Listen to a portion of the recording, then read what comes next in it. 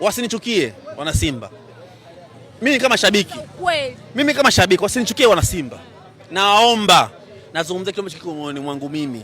Amelia kama nanisikia interview Amelia, ni ndugu yangu, ni brother kabisa, ni bosi wangu. Naomba asinielewe vibaya. Mimi mwana Simba. Kuelewe vibaya. Asinielewe vibaya, mimi mwana Simba. Asinielewe vibaya, mimi mwana Simba. Nazungumza kile ambacho kiko moyoni mwangu. Dumbia anatukosesha furaha wana Simba. Dumbia anatukosesha furaha wana Simba. Kwa nini nasema hivyo?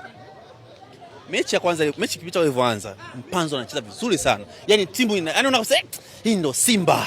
Kagera hii. Hii ndio kana Kagera kina nani wale, hii ndio Simba. Tukapata nyekundu kwa uzembe. Kipepsi kile Jabar, sawa. Muona bwana, mambo ya kibinadamu. Mambo ya kibinadamu. Mambo ya kibinadamu, sawa? Mchezaji muhimu. Yes. Lakini alipoingia Dumbia, mchezo kabadilika.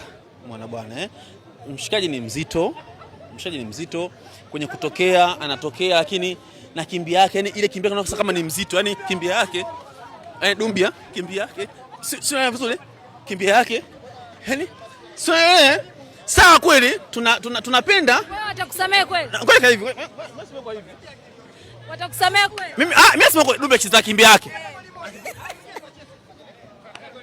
Dumbia wa mama, tushachuka Dumbia, tumekutetea sana Dumbia. Yani wewe afisa kipa Dumbia, tunakutetea sana. Change my brother, tunakutetea sana wewe. Wewe ni mtu sasa